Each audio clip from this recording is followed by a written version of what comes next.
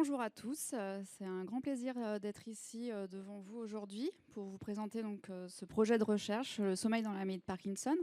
Moi, je suis neurologue de formation, mais je me suis passionnée pour le sommeil dans un second temps. Et finalement, j'ai pu allier les deux thématiques qui m'intéressent, donc le sommeil dans la maladie de Parkinson, dans le service des pathologies du sommeil à la Pitié-Salpêtrière à Paris. Alors, comme vous le savez, la maladie de Parkinson, il y a en premier lieu des symptômes moteurs, qui sont généralement les symptômes qui conduisent les patients à consulter. Mais à côté de ça, on va avoir des symptômes non moteurs, qui sont aussi très invalidants, neuropsychiatriques, sensoriels, cardiovasculaires, gastro-intestinaux, et des troubles du sommeil. Et donc c'est de ça qu'on va parler dans les 20 prochaines minutes. Ce sont des troubles qui sont très fréquents. 70% des patients vont s'en plaindre au cours de leur suivi. Et donc, c'est très important de pouvoir bien les comprendre et bien les documenter pour bien les traiter. Et il y en a différentes sortes que je vais développer par la suite. Alors ici, pourquoi finalement les patients dans la maladie de Parkinson vont avoir des troubles du sommeil? Donc ici, vous allez retrouver une coupe de cerveau, donc en sagittal. Ce que vous voyez avec les différents points rouges, ce sont en fait tous les réseaux qui sont impliqués dans notre veille, dans la vigilance, dans le fait qu'on ne s'endorme pas, ou bien sûr qu'on s'endorme au moment où on doit s'endormir, c'est-à-dire le soir. Donc vous voyez que c'est quand même assez complexe. Et ce que je vous ai mis comme petite photo, c'est des dépôts d'alpha-synucléine qui peuvent se mettre à des endroits en fait particuliers et qui vont aller donner des troubles du sommeil que je vais vous développer. Donc, ce système veille-sommeil, je ne vais pas rentrer dans les détails, c'est quand même assez compliqué, mais il peut être atteint assez précocement et il va donner toutes sortes de symptômes. Et notamment, il va pouvoir aller déstructurer le sommeil, ce qui va entraîner à la fois des troubles du sommeil dont les patients vont se plaindre. Et ces structures du sommeil, on va pouvoir aussi aller l'analyser, aller la documenter pour voir si finalement elle ne pourrait pas aussi donner d'autres indications sur un plan plus de recherche, notamment pronostic. On sait également que le sommeil va avoir différentes fonctions. Le sommeil, il a un lien notamment il a un rôle dans la mémorisation. Bien dormir, ça permet de bien mémoriser. Et il a peut-être de plus en plus, probablement un lien aussi dans tout ce qui va être élimination de toxines au cours de la nuit, et donc avec un potentiel effet neuroprotecteur. Donc finalement, on voit que le sommeil va à la fois donner des symptômes, mais aussi va pouvoir être un marqueur qu'on va pouvoir analyser. Et aussi, cette structure du sommeil en elle-même va pouvoir, cette altération va en pouvoir entraîner une altération des fonctions du sommeil, ce qui va être intéressant à mieux caractériser. Alors, comment on étudie le sommeil ? Alors, je ne sais pas si certains d'entre vous ont déjà fait des enregistrements de sommeil, mais il y a deux aspects, bien sûr, dans la prise en charge des troubles du sommeil. Mais bien sûr, il y a l'interrogatoire avec les symptômes que peuvent nous rapporter les patients, l'insomnie, donc ce qu'on voit ici en bleu, l'insomnolence diurne excessive, le syndrome des jambes sans repos, donc les impatiences qu'on peut avoir dans les jambes le soir et qui nous empêchent de dormir, l'agitation la nuit, qu'on appelle le trouble du comportement sommeil paradoxal, donc qui est présent chez certains patients et qui peut même commencer bien des années avant que les symptômes moteurs ne commencent, donc ça s'appelle un stade prodromal, et puis des apnées du sommeil. Donc tout ça va donner des symptômes qui peuvent être apportés. Et à côté de ça, on va avoir un enregistrement de sommeil qu'on va pouvoir faire. Donc là, je vous ai mis une photo de quelqu'un qui dort. Et il y a différents capteurs, vous voyez, qui sont positionnés au niveau de la tête, au niveau des yeux, au niveau du menton, au niveau respiratoire. Et tous ces capteurs vont enregistrer des signaux. Ce qu'on voit à côté vont donner ce qu'on appelle par exemple un électroencéphalogramme ou une ventilation, des informations sur la respiration, etc. Donc l'enregistrement de sommeil qui a lieu toute la nuit va être vraiment un examen qui est intéressant pour aller capter finalement ce qui se passe au cours de la nuit et le bon fonctionnement cérébral. sachant qu'au cours du sommeil, on va avoir différents stades de sommeil. Donc ici, vous avez les différents stades. C'est juste pour vous montrer un peu la complexité de ce qu'on peut enregistrer. Vous avez en haut, sur la partie haute, la veille. Donc c'est un patient qui va être, enfin n'importe qui va être avec les yeux fermés. On va avoir ce qu'on appelle un rythme alpha. Et puis ensuite, quand on va s'endormir, l'activité cérébrale, en fait, elle va se modifier au fur et à mesure des stades de sommeil. Donc vous voyez qu'en fonction du stade N1, N2, N3, on n'aura pas la même tête d'électroencéphalogramme. Et ça, c'est lié en fait à notre activité cérébrale qui va se modifier au cours de la nuit.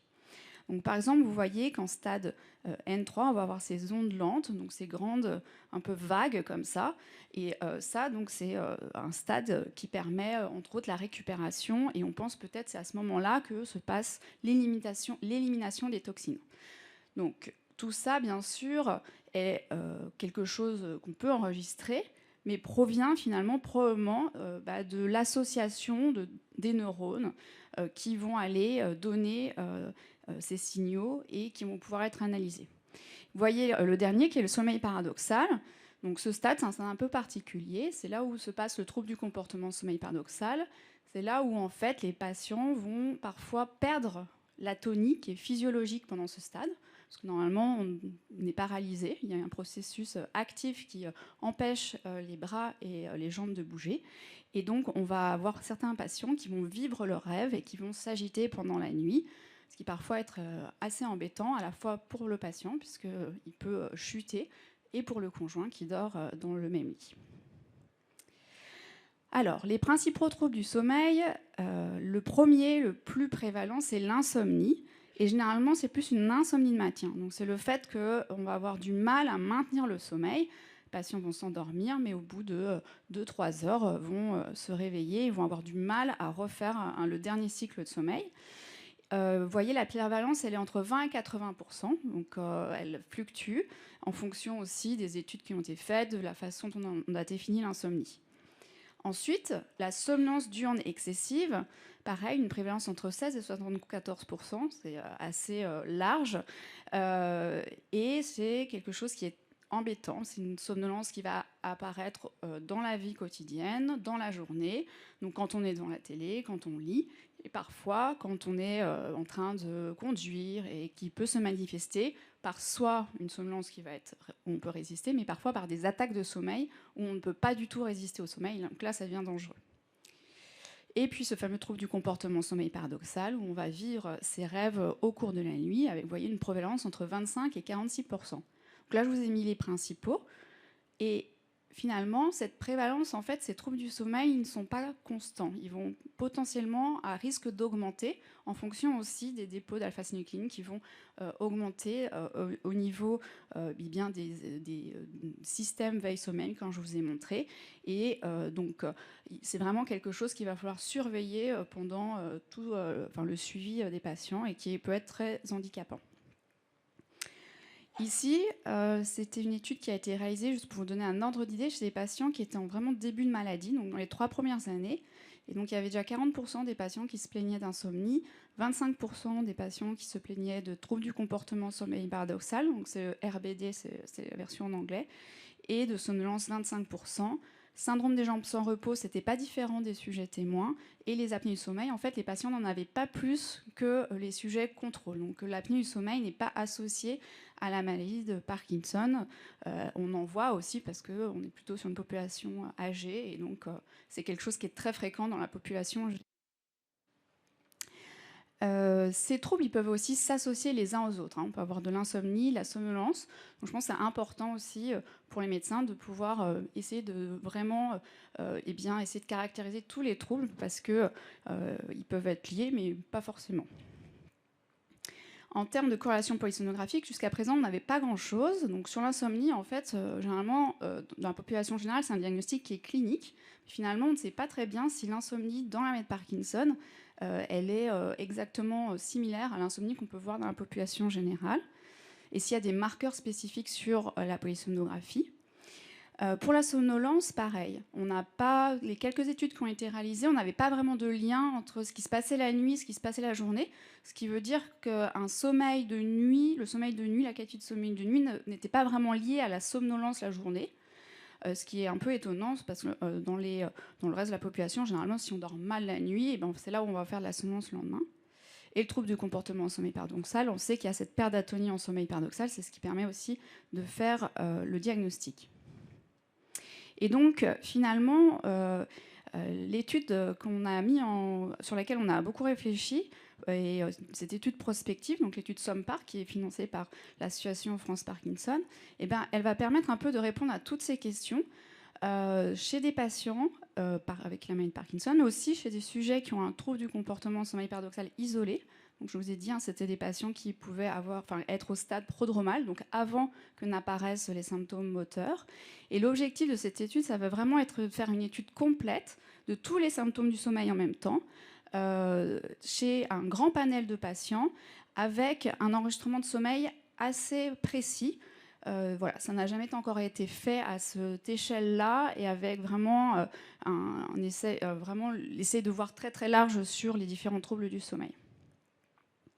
On va essayer de répondre à différentes questions. Finalement, par exemple, l'insomnie, donc une plainte très fréquente. À quel point et à quel moment de la maladie les problèmes moteurs, donc le fait d'être bloqué ou d'avoir des tremblements ou d'avoir de la dystonie, va impacter le sommeil, parce qu'on sait que au début de la maladie, l'insomnie n'a pas forcément les mêmes causes qu'au milieu de la maladie.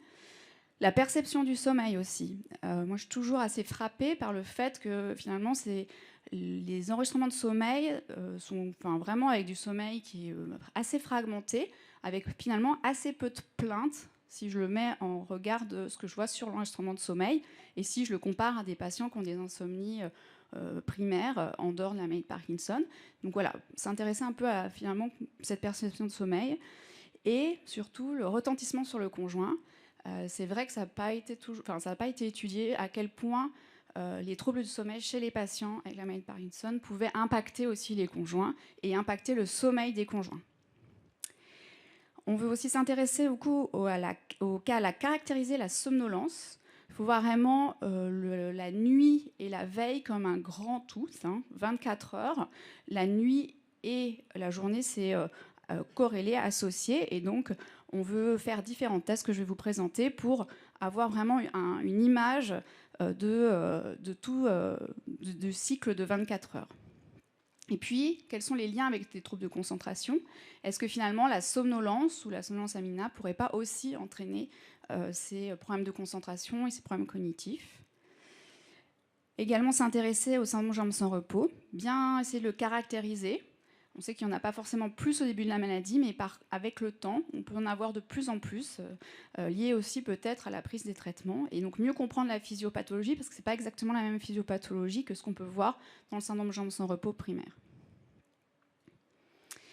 Et puis, chez ces patients qui ont un trouble du comportement en sommeil paradoxal, isolé, donc qui sont en phase prodromale, on voudrait un peu mieux comprendre finalement est-ce que leur sommeil est déjà altéré. Je vous ai dit que la structure du sommeil, finalement, elle reflétait quand même le fonctionnement cérébral.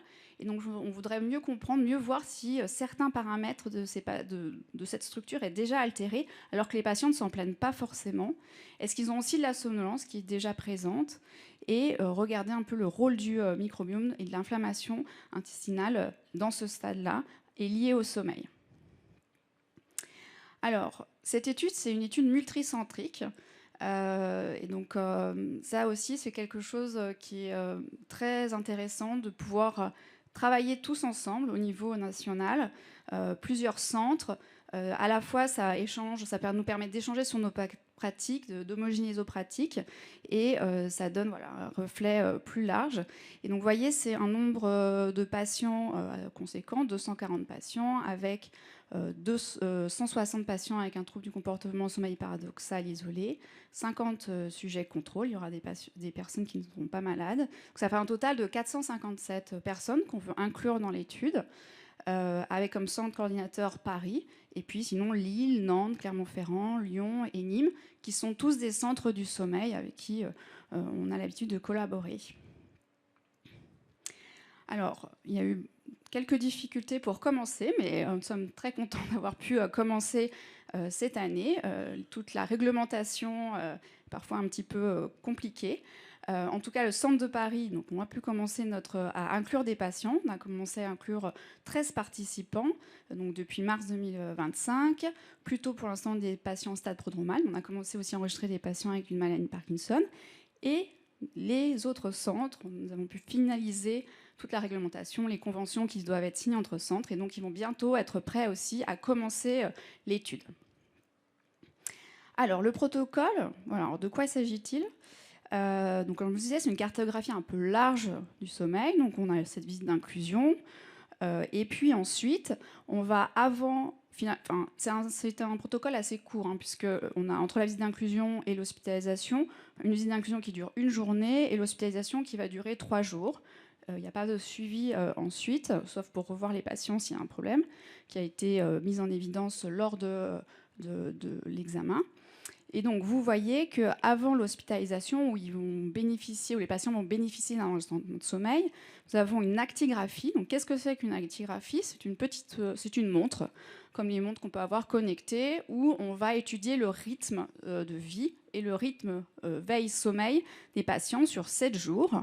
Voilà, à quelle heure ils se couchent, à quelle heure ils se réveillent, combien il y a de réveils la nuit. Donc, ça reflète l'activité motrice et donc de ce fait aussi le sommeil, et avec un agenda de sommeil. Donc ça consiste à remplir en fait un agenda où on se dit à quelle heure on se couche, à quelle heure on se réveille.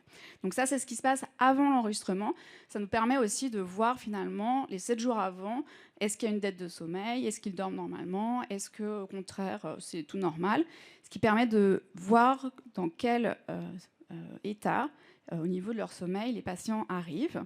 Et puis ensuite, il va y avoir ces 3 jours d'hospitalisation.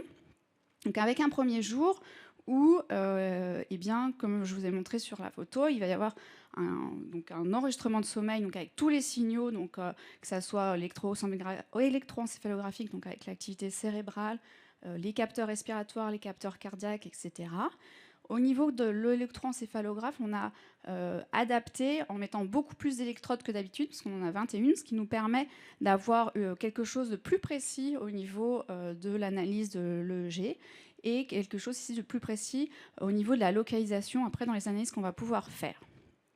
La première nuit, donc, il y a une polysomnographie standard, donc en fait, le patient dort. Et la deuxième journée, on va faire donc, on appelle des TIL. Les TIL, en fait, dans notre jargon, c'est les tests itératifs de la tendance d'endormissement. En gros, c'est 5 siestes dans la journée qui sont faits à des moments réguliers. Et ces siestes, ensuite, on va évaluer si les patients s'endorment au cours de ces siestes et calculer la latence d'endormissement. Donc ça permet d'évaluer la somnolence. Entre ces siestes, on va faire des tests cognitifs et que je vais vous décrire plus tard. Et puis la troisième journée, donc il y a une polysomnographie qui est refaite la nuit 2. Et puis le troisième jour, on va demander l'inverse, c'est-à-dire les tests de maintien d'éveil. Donc là, c'est à l'inverse des TIL où on demandait aux patients de dormir. Là, on va décider de résister au sommeil. Donc l'objectif de ce protocole, il est vraiment, comme je vous disais, à la fois de voir la nuit, la qualité de la nuit, de pouvoir l'analyser, et puis ensuite de pouvoir voir la somnolence, de pouvoir caractériser de façon objective la somnolence la journée, donc la capacité à s'endormir, puis le jour 3, la capacité à résister à la somnolence. C'est des choses qui peuvent être un peu dissociées. Voilà, donc c'est des choses qu'on fait, ces examens on les fait en pratique courante dans les services, pour même d'autres maladies. Mais là, l'intérêt, c'est que c'est 21 électrodes. Donc derrière, on va pouvoir aller vraiment de façon plus précise analyser l'électroencéphalogramme et aller faire l'analyse un peu fine du signal pour voir un peu ce que je vous disais, les structures, les structures qui normalement produisent les signaux habituels peuvent être un peu altérées. Et puis, vous voyez, en dessous, il y a beaucoup de questionnaires. Les questionnaires à peu près sur tous les troubles du sommeil que les patients peuvent rapporter habituellement. Donc des questionnaires à la fois sur leur sommeil, sur l'insomnie, les cauchemars, l'agitation la nuit, la dépression, l'anxiété, hein, parce qu'on sait que l'état de l'humeur est vraiment, peuvent très bien, a un impact important sur la qualité de sommeil. Et associé à ça, on a une prise de sang, une collection d'urine, puisqu'on va doser la mélatonine. Alors, je pense que vous avez peut-être déjà entendu parler de la mélatonine qu'on prend le soir pour essayer de s'endormir. Il y a certains patients aussi qui l'ont pour éviter l'agitation la nuit. Là, on va la doser en fait dans les urines, parce que c'est une hormone qui est sécrétée de façon physiologique et qu'on sait qu'elle peut être altérée, la sécrétion peut être altérée dans la maladie de Parkinson. Et ensuite une prise de sang et l'analyse du microbiote intestinal. Tout ça dans un objectif ensuite de pouvoir faire des corrélations avec les troubles du sommeil. Donc, je vous parlais de tests cognitifs entre les différents siestes. Alors ici, c'est un des tests qu'on fait qui s'appelle la Sustained Attention and Reactivity Task, donc la SART.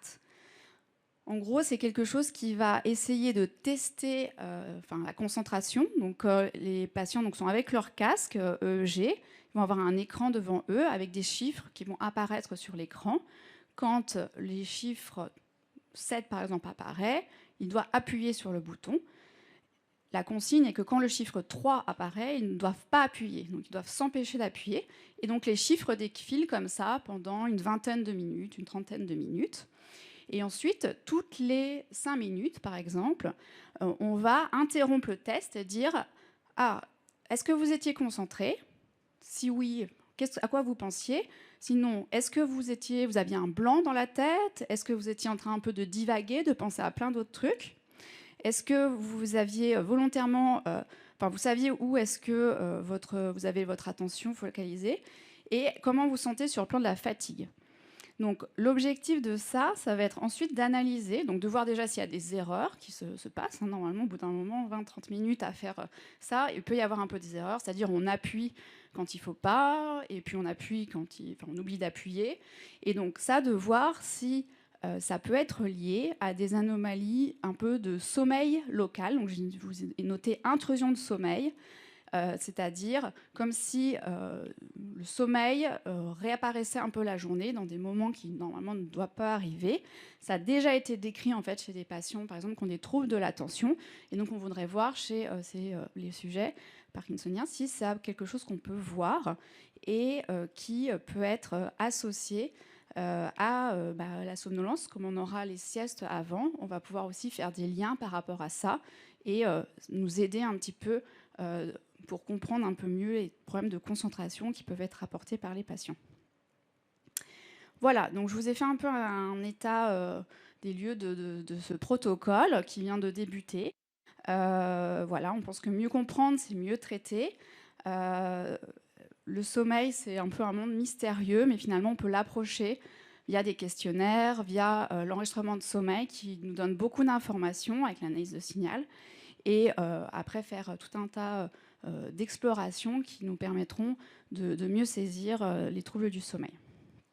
Je vous présente les autres participants à cette étude. Donc vous avez, comme je vous ai dit, c'était multicentrique. Donc là, le centre coordinateur de Paris avec l'équipe autour, une thésarde, un chef de projet, des ARC, la chef de service, des chercheurs fondamentaux. Et puis, alors j'ai pas les photos de tout le monde, a raison. De Lise Lanvin, je n'avais pas la photo. J'ai mis une photo de Lille, l'hôpital de Lille. Mais voilà, tous les centres coordinateurs. Laure Peter Derex à Lyon, Maria-Livia Fantini à Clermont-Ferrand, Béatrice Abril à Nîmes, Lorraine Leclerc-Vizeneux à Nantes et Lise Lanvin à Lille. Donc, c'est toutes les personnes qui sont coordinateurs, qui sont avec nous, qui font partie dans leur centre, qui sont responsables, investigateurs dans leur centre. Et donc, c'est avec eux qu'on va faire cette étude et on espère qu'on aura plein de choses intéressantes à pouvoir dire ensuite. Voilà, je vous remercie. Merci beaucoup. Merci beaucoup. Oui, on passera aux questions après. Alors, comme je vous l'ai dit tout à l'heure, on va vous poser des questions à vous maintenant. Donc, si vous avez vos téléphones et vos QR codes, vous pouvez répondre à 2 questions. Une question et l'autre, ce sera plutôt un mot. Donc, si on peut avoir la première question. Donc, à quel moment apparaissent souvent les troubles du sommeil dans la maladie de Parkinson ? Plutôt tardivement, plutôt dès les premiers stades ou jamais. Donc, à vous de choisir. Non, non, enfin, aux gens dans la salle de répondre par rapport à ce que vous avez présenté. Donc, on va laisser tourner quelques secondes pour avoir suffisamment de réponses. Donc, on voit que dès les premiers stades, voilà, on pourra en parler un peu plus après pendant les questions pour voir s'il y a vraiment des personnes chez qui ça peut apparaître uniquement tardivement et pas forcément en début de maladie. Donc on va passer maintenant à une question, on va vous demander d'exprimer un mot. Donc si on peut avoir la question, je ne l'ai pas en tête, en un mot, donc on vous demande bien d'écrire un mot. Que représente pour vous une bonne nuit de sommeil? Donc si vous passez une bonne nuit de sommeil, que vous devez l'exprimer en un mot, quel est le mot que vous utiliseriez? Donc là, on voit les mots, et au fur et à mesure que le même mot est répété, il devrait devenir plus grand. Donc là, on le voit bien au-dessus. Donc récupération semble vraiment...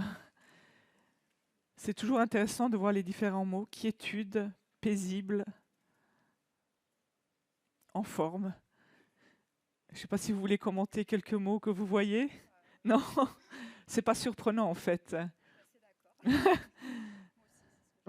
8 heures non-stop, reposante. Récupération à gagner quand même. Hein. Plus le mot est gros, plus vous l'avez indiqué. Donc on va garder ces mots en tête et on va passer au prochain, à la prochaine présentation. Le joueur local, le professeur Pascal Derkinderen, qui va nous parler d'intestin.